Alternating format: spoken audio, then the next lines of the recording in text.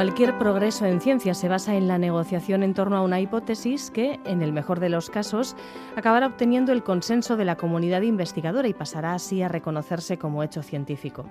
Por tanto, nada hay más contrario a la naturaleza del debate en ciencia que la imposición arbitraria de una conclusión o el dictado en razón de intereses particulares. Sin embargo, de ello hay numerosos ejemplos a lo largo de la historia. Hoy vamos a hablar de uno de esos casos donde se dio una gigantesca manipulación del conocimiento.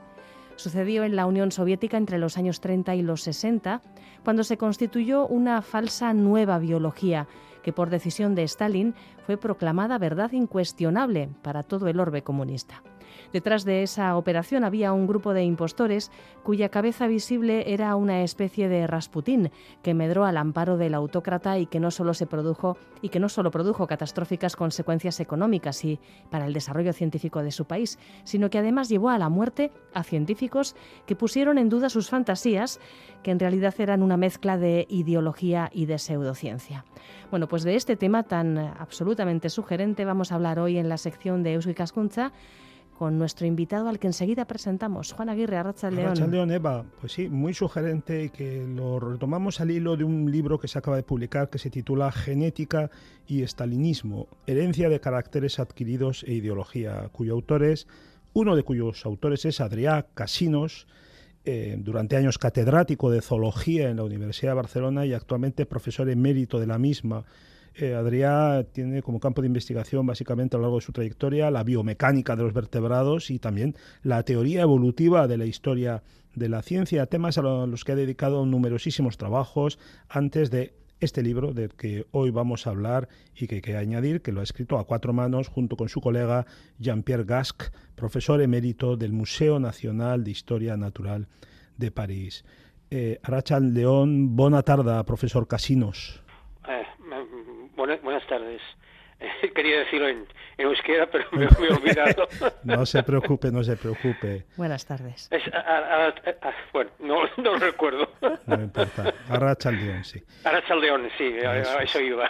Bueno, para comprender el punto, quizá el kilómetro cero de este relato, para entenderlo, profesor Casinos, el que confluyen además la historia con la ciencia, con la ideología.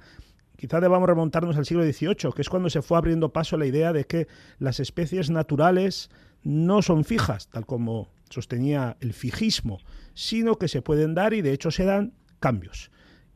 Fue un naturalista francés, Jean-Baptiste Lamarck, quien establezca una primera ley de la evolución biológica que se denominará transformismo. Vamos a ver, ¿cómo interpretaba esa evolución el transformismo? A ver, la idea de Lamarck, de hecho, Lamarck no es ni mucho menos el primer creyente del transformismo, era una idea latente y por ejemplo, otro miembro del Jardín de Plantas que dio origen al Museo de Historia Natural de París, que fue Buffon, era también de esta manera transformista, y el propio abuelo de Darwin, el abuelo paterno, Erasmus Darwin, era también transformista. O sea que era una idea que impregnaba el pensamiento de finales del XVIII. Lo que ocurre con Lamarck es que fue capaz de plasmarlo fundamentalmente en su filosofía zoológica. Y digamos que esta idea del transformismo la concebía, en primer lugar, a partir del hábito. Es decir, el animal intentaba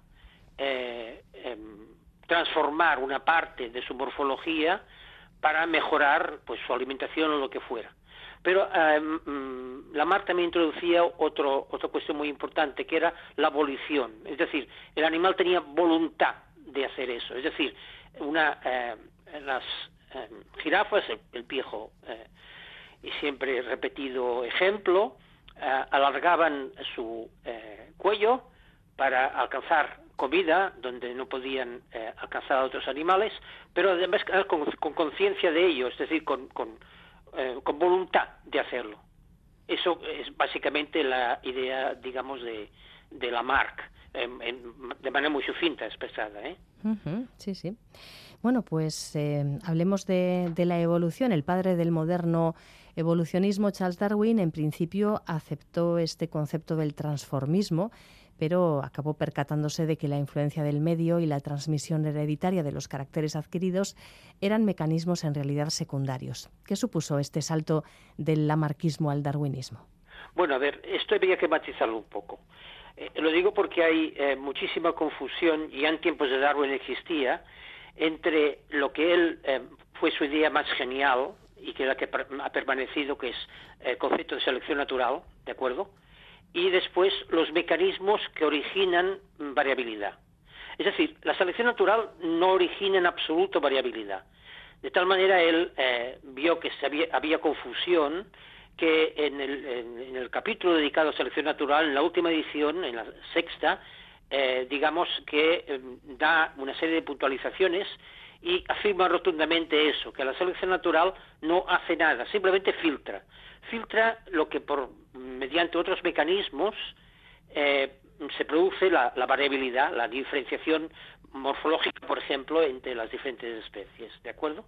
Entonces, en principio no hay, digamos, contradicción entre la herencia de los caracteres adquiridos y la selección natural, porque la herencia de los caracteres adquiridos lo que hace es producir esa variabilidad de la que hablaba antes, y la selección natural simplemente lo que filtra es esa variabilidad producida supuestamente por los caracteres adquiridos o por cualquier otro sistema, ¿de acuerdo?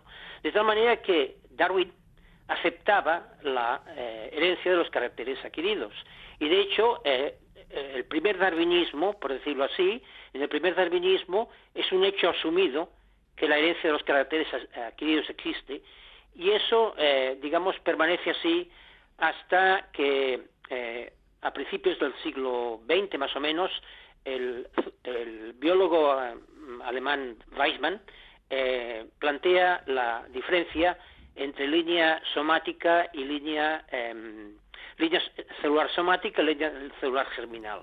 Y a partir de aquí empieza toda una crítica y una revisión de la idea de la herencia de los caracteres adquiridos. Que básicamente la herencia de los caracteres adquiridos viene a ser, profesor, que el cambio de las circunstancias modifican los hábitos y con la modificación de los hábitos se modifican los órganos. Bueno, básicamente es que el individuo, a lo largo de su vida, pues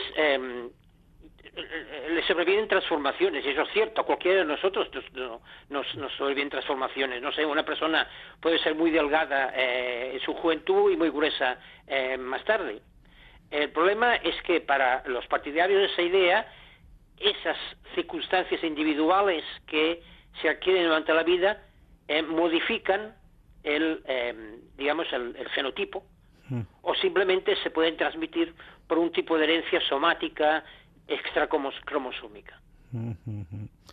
Y bueno, damos el salto al siglo XX. Estas son las bases, el darwinismo, el lamarquismo, el darwinismo. Damos el salto al siglo XX y nos encontramos con que, a partir de la Revolución Rusa en 1917, los revolucionarios de aquel país, en principio uno le daría por pensar que, puesto que eran marxistas y por tanto consideraban que el marxismo como una ciencia de la interacción social, que además está en permanente evolución, lo lógico es que hubieran abrazado el darwinismo. Sin embargo, en la Unión Soviética, en los años 30 y 40, la tendencia dominante fue el lamarquismo, el viejo lamarquismo. ¿Cómo se explica esto que suena así tan paradójico? Bueno, vamos a ver. Partidarios del lamarquismo hubo muchísimos hasta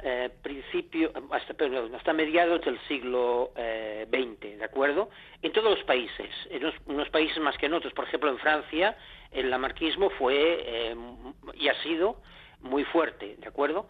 En la Unión Soviética, en los primeros tiempos, hubo lamarquistas, y podemos decir lamarquistas de buena fe, que no tuvieron nada que ver con el lisanquismo, ¿de acuerdo? Sí. Y después había personas como Vavilov, de lo que supongo hablaremos, sí, que tenían ya una concepción totalmente diferente, que rechazaban la herencia de los caracteres adquiridos, etcétera.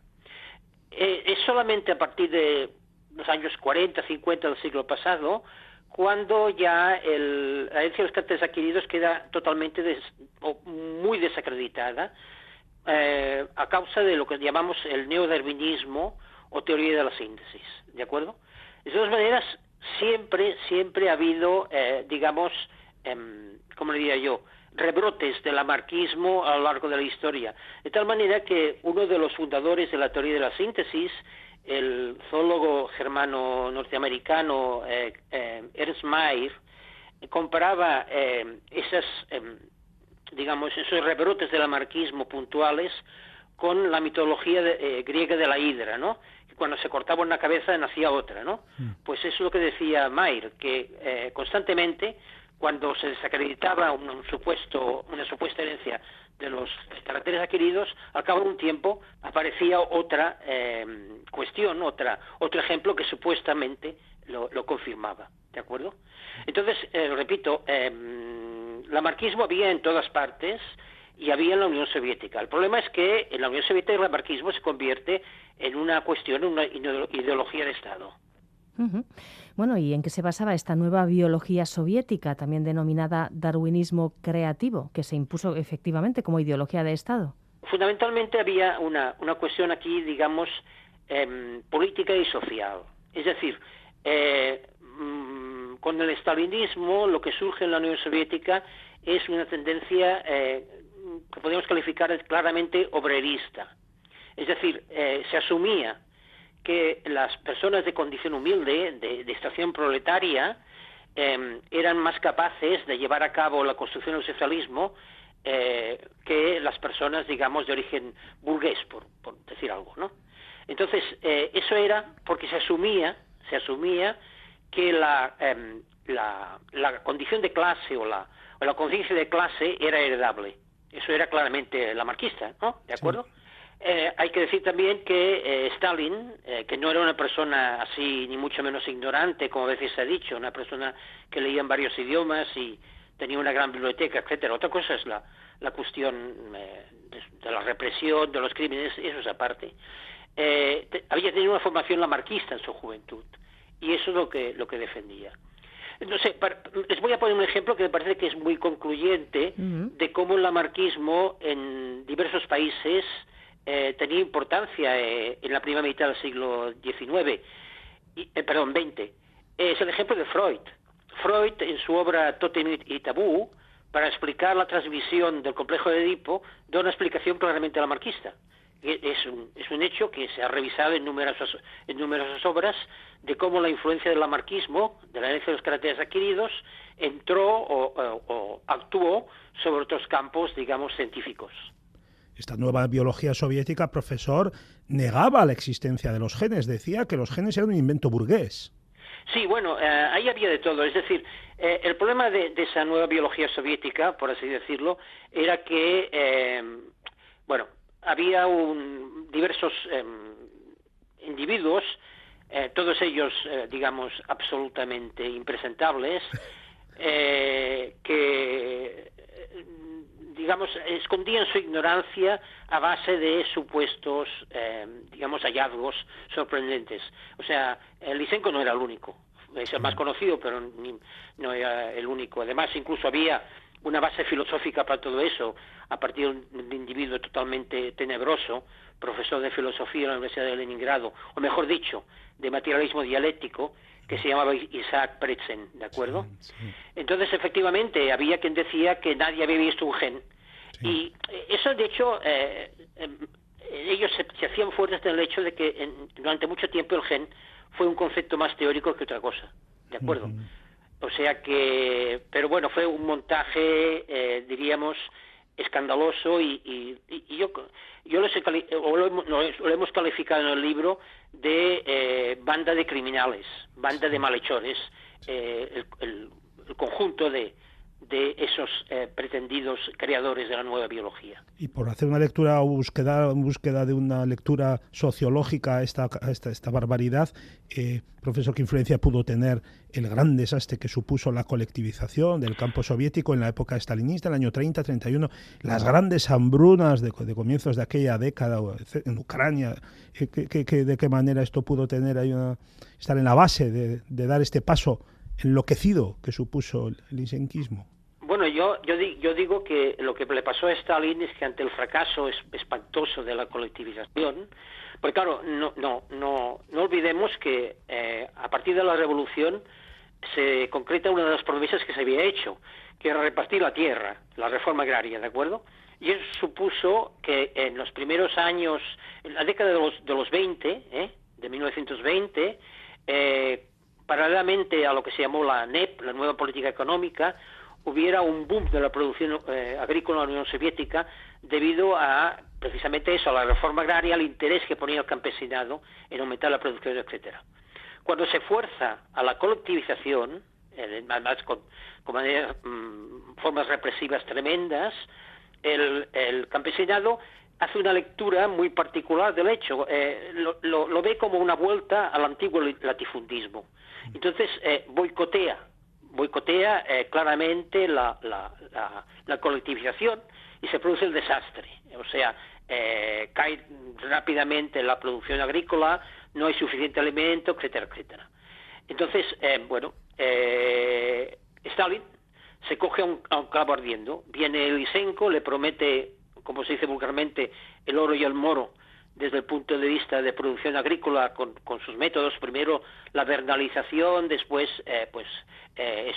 conseguir digamos modificar las semillas, etcétera, etcétera, y Stalin ciegamente se apunta a esa posibilidad para salir del embrollo en que se ha metido. Bueno, hubo resistencias también y hay científicos que plantaron cara a Lysenko denunciando la superchería. Quizás un caso destacado es el del botánico y genetista Nikolai Vavilov, que era toda una autoridad en su tiempo y que acabó teniendo un final trágico. ¿Cómo es el terror que acompañó a la implantación de esta nueva biología stalinista? ¿Qué es lo que ocurrió? Bueno, permítanme que diga algo sobre Vavilov, primero que todo, porque creo que es un personaje interesantísimo. No solamente fue un gran genetista, sino un etnobotánico que se preocupó, recorrió el mundo. Sí. Entre ellos estuvo en España en los años 20. Sí, en el País Vasco también. Sí. En el País Vasco y sobre todo en Asturias, sí. En Madrid, en el Museo Nacional de Ciencias Naturales, entró por Barcelona y salió por el País Vasco. Y el interés de Vavilov fundamentalmente era localizar las zonas en que durante el Neolítico se había producido la transición agrícola, es decir, las zonas en que se habían, seleccionado variedades de plantas salvajes que después se habían convertido en las cultivadas, en la creencia de que podía encontrar variedades no explotadas o que se habían dejado de explotar que podían mejorar mucho la alimentación de la humanidad, ¿de acuerdo? O sea que era realmente una persona extraordinaria que se había formado antes de la guerra del 14 en diversos laboratorios europeos, etcétera.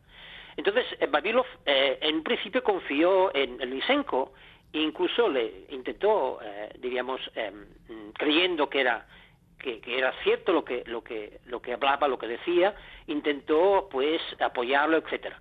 En un momento determinado hubo un enfrentamiento terrible y Lysenko empezó una campaña contra Vavilov que lo llevó a la prisión. Vavilov muere en 1943 literalmente de inanición en una prisión de la Unión Soviética.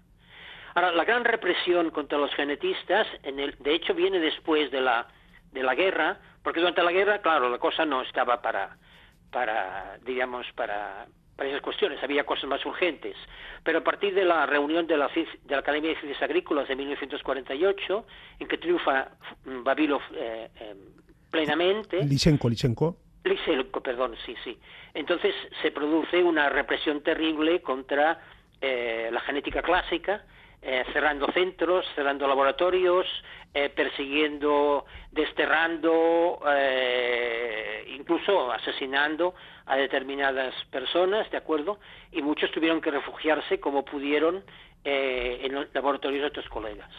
Sí, pero lo realmente sorprendente, profesor, es que después de la apoteosis es el año 48, como acaba de decir la Academia de las Ciencias, la Reunión Academia, el 53 muere Stalin y uno piensa cuando llega a esa etapa de la lectura de su libro que, bueno, para en cuanto muere Stalin, esta patraña se va a deshacer y aquí van a volar, en fin, la justicia se va a imponer. Pero no. Resulta que perdura como doctrina oficial y Lysenko todavía aguanta siendo una gran autoridad más allá de la muerte de Stalin y hasta bien entrado los años 60.